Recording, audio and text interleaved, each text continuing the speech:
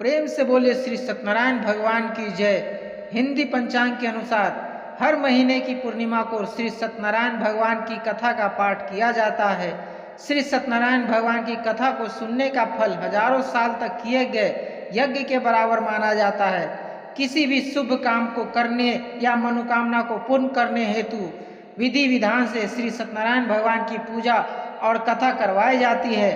शास्त्रों में ऐसा माना जाता है कि जो व्यक्ति आज के दिन सच्चे मन से इस कथा को सुनता है उसके जीवन के सभी दुख को श्री सत्यनारायण भगवान खुद ही हर लेते हैं। स्कंद पुराण के अनुसार भगवान सत्यनारायण श्री हरि का ही दूसरा रूप है और इस कथा की महिमा को भगवान सत्यनारायण ने खुद ही अपने मुख से देव ऋषि नारद को सुनाया था। आज के इस वीडियो में आप सुनेंगे श्री सत्यनारायण भगवान की कथा और आरती। सत्यनारायण भगवान की कथा करने से पहले आपको हाथ में जल और पुष्प लेकर कथा पढ़ने या सुनने का संकल्प लेना चाहिए। संकल्प लेकर सुनी गई या पढ़ी गई कथा का फल जल्दी प्राप्त होता है। आइए भक्तजनों, अब भगवान श्री गणेश की जय जयकार करते हुए शुभ आरंभ करते हैं श्री सत्यनारायण भगवान जी की कथा का।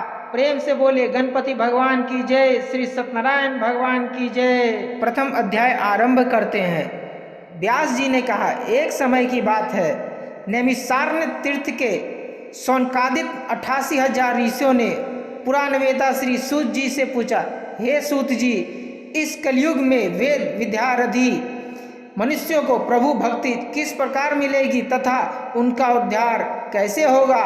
हे मुनिश्रेष्ठ, कोई ऐसा व्रत अथवा तप कहिए जिनके करने से थोड़े ही समय में पुण्य प्राप्त हो तथा मनवांछित फल भी मिले। हमारी प्रबल इच्छा है कि हम ऐसी कथा सुने। श्री सूत जी बोले, हे वैष्णवों में पूज्य, आप सभी ने प्राणियों के हित एवं कल्याण की बात पूछी है। अब मैं उस श्रेष्ठ व्रत को आप लोगों से कहूँगा जिससे श्रेष्ठ मुनि नारद जी ने श्री लक्ष्मी नारायण भगवान से पूछा था और श्री लक्ष्मी नारायण भगवान ने मुनि श्रेष्ठ नारद जी को बताया था। आप सभी श्रेष्ठागण यह कथा ध्यान से सुने। मुनि श्रेष्ठ नारद दूसरों के कल्याण हेतु सभी लोकों में घूमते हुए एक समय मृत्यु लोक में आ पहुँचे।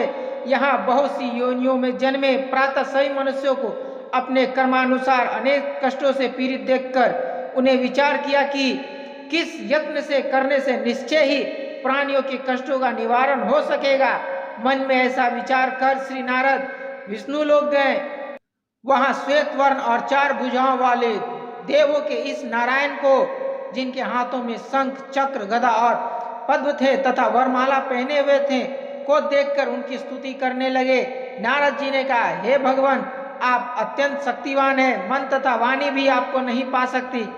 आपका आदि मध्य अंत भी नहीं है। आपको निर्गुण स्वरूप सृष्टि के कारण भक्तों के कष्टों को नष्ट करने वाले हो। आपको मेरा सत्य सत्य नमन है। नारद जी से इस प्रकार की प्रार्थना सुनकर श्री विष्णु भगवान बोले, हे योगीराज, आपके मन में क्या है?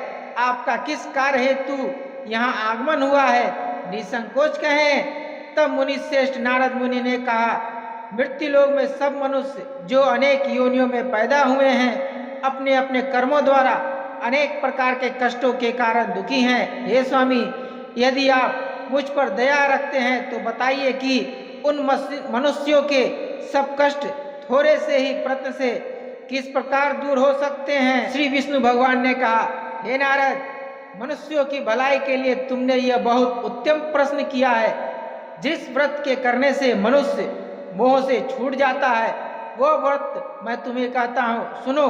अति पुण्य दान करने वाला स्वर्ग तथा मृत्यु लोक दोनों में दुर्लभ एक अति उत्तम व्रत है जो आज मैं तुमसे कहता हूँ। श्री सत्यनारायण भगवान का यह व्रत विधि विधान पूर्वक संपन्न करने पर मनुष्य इस धरती पर सभी प्रकार के सुख भोग कर मनोप्रांत मोक्ष को प्राप्त होता है। श्री विष्णु भगवान के ऐसा वचन सुनकर नारद मुनि बोले, हे भगवान, उस व्रत का विधान क्या है? फल क्या है? इससे पूर्व किसने यह व्रत किया है और किस दिन यह व्रत करना चाहिए? कृपया मुझे विस्तार से समझाएं। श्री विष्णु भगवान ने कहा, हे नारद, दुख शोक एवं सभी प्रकार की व्याधियों को दूर करने वाला यह व्रत सब स्थानों पर विजय दिलाने वाला है। श्रद्धा और भक्ति के साथ किसी भी दिन मनुष्य संध्या के समय श्री सत्यनारायण भगवान की ब्राह्मणों और बंधुओं के साथ पूजा करे, भक्ति भाव से नैवेद्य केले का फल, नैवेद्य घी, शहद, शक्कर अथवा गुड़, दूध और गेहूं का आटा सवाया लेवे। इन सभी को भक्ति भाव से भगवान श्री सत्यनारायण को अर्पण करे, बंधु बांधवों सहित ब्राह्मणों को भोजन कराए। इसके पश्चात ही स्वयं भोजन करे। रात्रि में श्री सत्यनारायण भगवान के गीत आदि का आयोजन कर श्री सत्यनारायण भगवान का स्मरण करते हुए समय व्यतीत करे। इस तरह जो मनुष्य व्रत करेंगे उनकी मनोकामनाएं अवश्य ही पूर्ण होगी। विशेष रूप से कलयुग में, मृत्यु लोक में यही एक ऐसा उपाय है जिससे अल्प समय और कम धन में महान पुण्य की प्राप्ति हो सकती है। इति श्री सत्यनारायण व्रत कथा प्रथम अध्याय संपूर्ण। द्वितीय अध्याय आरंभ करते हैं। सूत जी ने कहा, हे ऋषियों, जिन्होंने प्राचीन काल में इस व्रत को किया है उनका इतिहास मैं आप सबसे कहता हूँ, ध्यान से सुने। अति सुंदर काशीपुर नगरी में एक अति निर्धन ब्राह्मण वास करता था। वह भूख और प्यास से बेचैन होकर हर समय दुखी रहता था। ब्राह्मणों से प्रेम करने वाले श्री विष्णु भगवान ने उसको दुखी देखकर एक दिन बूढ़े ब्राह्मण का वेश धारण कर निर्धन ब्राह्मण के पास जाकर बड़े आदर से पूछा, हे ब्राह्मण, तुम हर समय ही दुखी होकर पृथ्वी पर क्यों घूमते हो? हे श्रेष्ठ ब्राह्मण, अपनी व्यथा मुझसे कहो, मैं सुनना चाहता हूँ। कष्टों से घिरे उस ब्राह्मण ने कहा, मैं निर्धन ब्राह्मण हूँ, भिक्षा के लिए पृथ्वी पर मारा मारा फिरता हूँ। हे भगवान, यदि आप इससे मुक्ति पाने का कोई उपाय जानते हो तो कृपया कर मुझे बताएं। बूढ़े ब्राह्मण का रूप धारण किए हुए श्री विष्णु भगवान तब बोले, हे ब्राह्मण, श्री सत्यनारायण भगवान मनोवांछित फल देने वाले हैं, इसलिए तुम उनका विधि पूर्वक पूजन करो, जिसके करने से मनुष्य सब दुखों से मुक्त हो जाता है। दरिद्र ब्राह्मण को व्रत का संपूर्ण विधान बतलाकर बूढ़े ब्राह्मण का रूप धरे श्री सत्यनारायण भगवान अंतर ध्यान हो गए। बूढ़े ब्राह्मण ने जिस व्रत को बतलाया है मैं उसको अवश्य विधि विधान सहित करूंगा, ऐसा निश्चय कर वह दरिद्र ब्राह्मण घर चला गया। परंतु उस रात ब्राह्मण को नींद नहीं आई। अगले दिन वह जल्दी उठा और श्री सत्यनारायण भगवान का व्रत करने का निश्चय कर भिक्षा मांगने के लिए चल दिया। उस दिन उसको भिक्षा में अधिक धन मिला, जिससे उसने पूजा का सब सामान खरीदा और घर आकर अपने बंधु बांधवों के साथ विधि पूर्वक भगवान श्री सत्यनारायण का व्रत किया। इसके करने से वह गरीब ब्राह्मण का सब कष्टों से छूटकर अति धनवान हो गया। उस समय से वह ब्राह्मण हर मास व्रत करने लगा। भगवान सत्यनारायण के व्रत को जो शास्त्र विधि के अनुसार श्रद्धा पूर्वक करेगा वह सब कष्टों से छूटकर मोक्ष प्राप्त करेगा। जो भी मनुष्य श्री सत्यनारायण भगवान का व्रत करेगा वह सब कष्टों से छूट जाएगा। इस तरह नारद जी से सत्यनारायण भगवान का कहा हुआ यह व्रत मैंने तुमसे कहा। हे श्रेष्ठ ब्राह्मणों, अब आप और क्या सुनना चाहते हो, मुझसे कहें। तब ऋषियों ने कहा, हे मुनीश्वर, संसार में इस व्रत से सुनकर किस किस ने इस व्रत को किया, हम सब सुनना चाहते हैं। मुनियों से ऐसा सुनकर श्री सूत जी ने कहा, हे मुनिगण, जिस जिस प्राणी ने इस व्रत को किया है उन सब की कथा सुनो। एक समय वह धनी ब्राह्मण बंधु बांधवों के साथ शास्त्र विधि के अनुसार अपने घर पर श्री सत्यनारायण भगवान का व्रत कर रहा था। उसी समय एक लकड़ी बेचने वाला बूढ़ा व्यक्ति वहां आया। उसने सिर पर रखा लकड़ियों का गट्ठर बाहर रख दिया और ब्राह्मण के मकान में चला गया। प्यास से बेचैन लकड़हागे ने वृत्त को व्रत करते देखा। वो प्यास को भूल गया। उसने वृत्त का अभिनंदन किया और पूछा, हे ब्राह्मण, आप यह किसका पूजन कर रहे हैं? इस व्रत को करने से क्या फल मिलता है, कृपया कर मुझे बताएं। तब ब्राह्मण ने कहा, सब इच्छाओं को पूर्ण करने वाला यह श्री सत्यनारायण भगवान का व्रत है। इनकी ही कृपा से मेरे यहाँ धन एवं ऐश्वर्य का आगमन हुआ है। ब्राह्मण से इस व्रत के बारे में जानकर वह लकड़हारा अत्यंत प्रसन्न हुआ। भगवान का चरणामृत लेकर और भोजन करने के पश्चात वह अपने घर को चला गया। और फिर अगले दिन लकड़हारे ने अपने मन में संकल्प किया और कि आज गांव में लकड़ी बेचने से जो धन मिलेगा उसी से भगवान सत्यनारायण का श्रेष्ठ व्रत करूंगा। मन में ऐसा विचार कर वो लक्कर आगा लकड़ियों का गट्ठर अपने सिर पर रखकर जिस नगरी में धनवान लोग रहते थे ऐसे सुंदर नगर में गया। उस दिन उसे उन लकड़ियों का दाम पहले दिनों से 2 चौगुना मिला। तब वो बूढ़ा लकड़हारा बहुत प्रसन्न होकर पके केले, शक्कर, शहद, घी, दूध, दही और गेहूं का चूर्ण इत्यादि श्री सत्यनारायण भगवान के व्रत की सभी सामग्री लेकर अपने घर आया। फिर उसने अपने बंधु बांधवों को बुलाकर विधि विधान के साथ भगवान का पूजन एवं व्रत किया। उस व्रत के प्रभाव से वह बूढ़ा लकड़हारा धन धान्य से युक्त हुआ और संसार के समस्त सुख भोग कर बैकुंठ को चला गया। इति श्री सत्यनारायण व्रत कथा द्वितीय अध्याय संपूर्ण।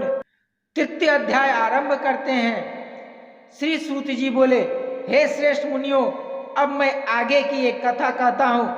प्राचीन काल में उल्कामुख नाम का एक महान ज्ञानी राजा था। वह जितेंद्रिय और सत्यवक्ता था। प्रतिदिन मंदिरों में जाता तथा गरीबों को धन देकर उनके दुख दूर करता था। उसकी पत्नी कमल के समान सुंदर मुख वाली और सती साध्वी थी। एक दिन भद्रशिला नदी के तट पर वे दोनों विधि विधान सहित श्री सत्यनारायण भगवान का व्रत कर रहे थे। उस समय वहां साधु नामक एक वैश्य आया। उसके पास व्यापार के लिए बहुत सा धन था। वह वैश्य नाव को नदी किनारे पर ठहराकर राजा के पास आया। राजा को व्रत करते हुए देखकर उसने विनम्रता पूर्वक पूछा, हे राजन, यह आप क्या कर रहे हो?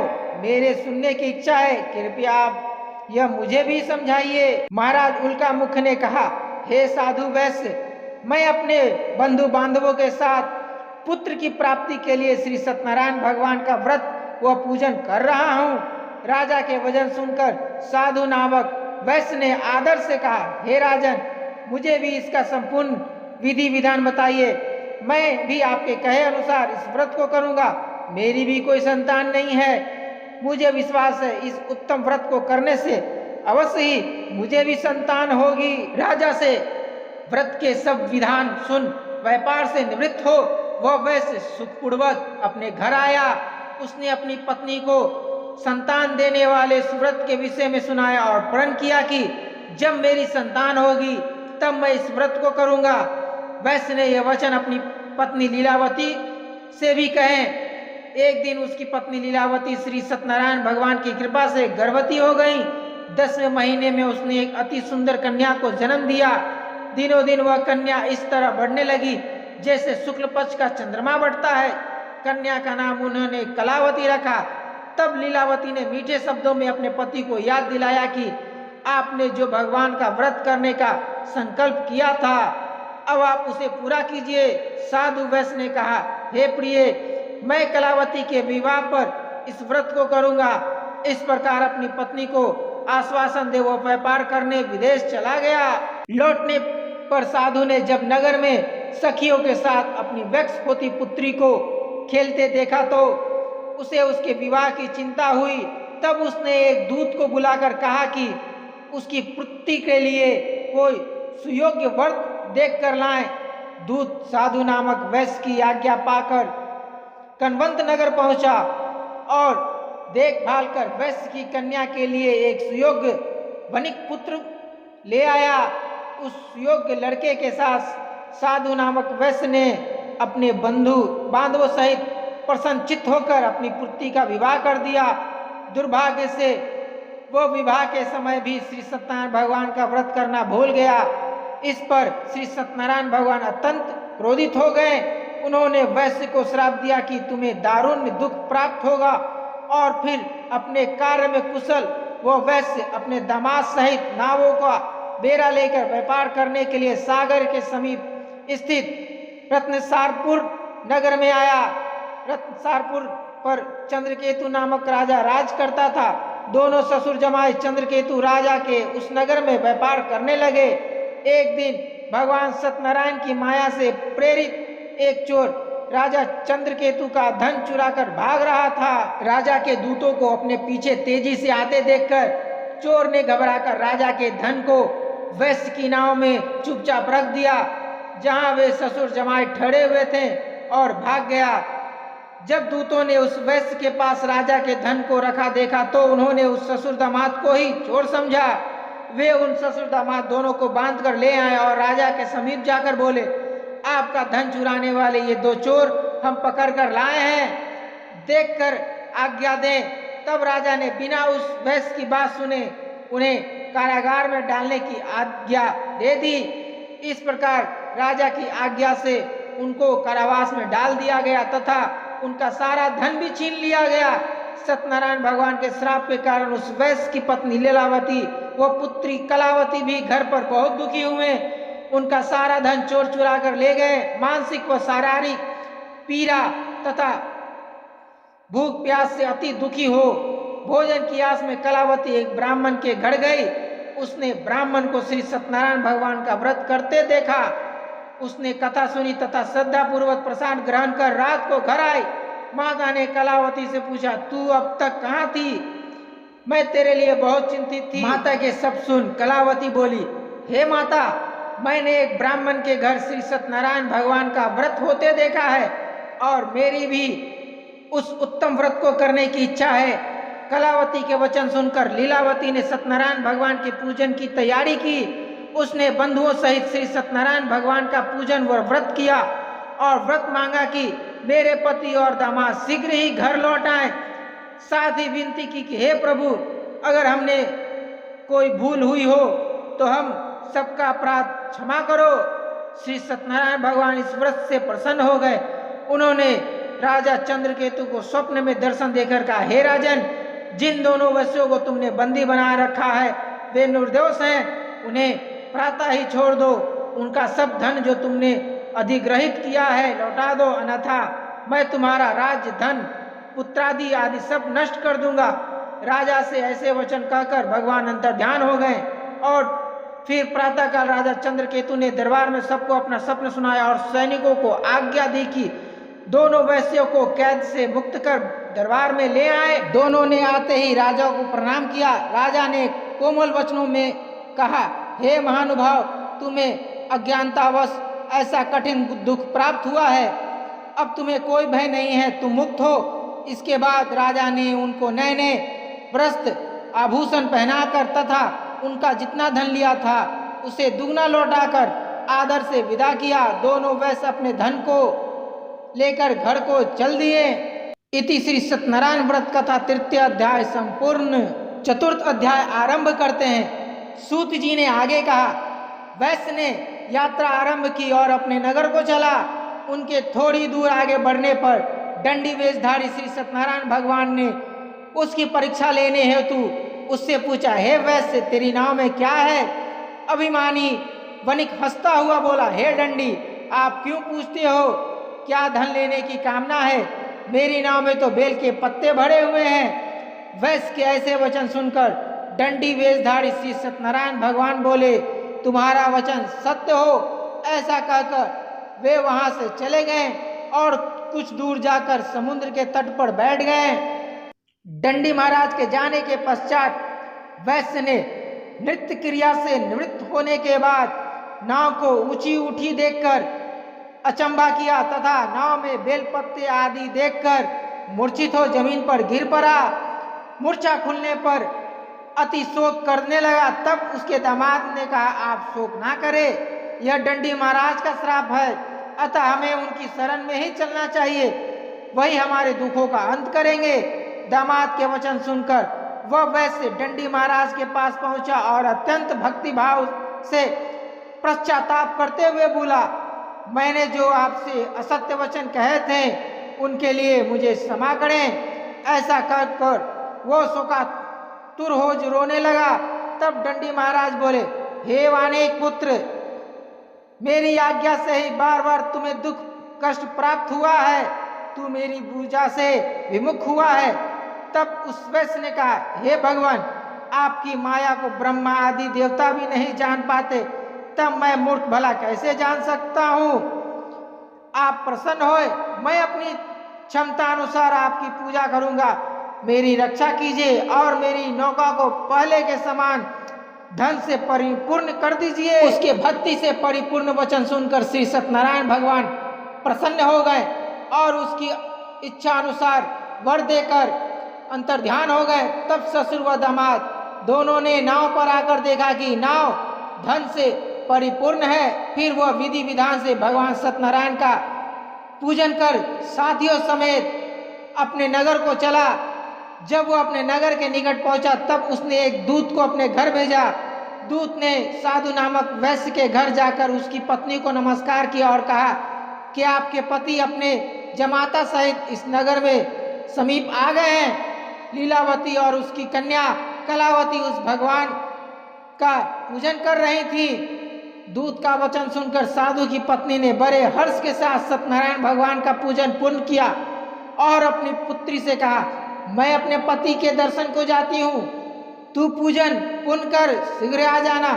परंतु कलावती पूजन एवं प्रसाद छोड़कर अपने पति के दर्शन के लिए चली गई। पूजन एवं प्रसाद की अवज्ञा के कारण भगवान सत्यनारायण ने रुष्ट हो उसके पति को नाव सहित पानी में डुबो दिया।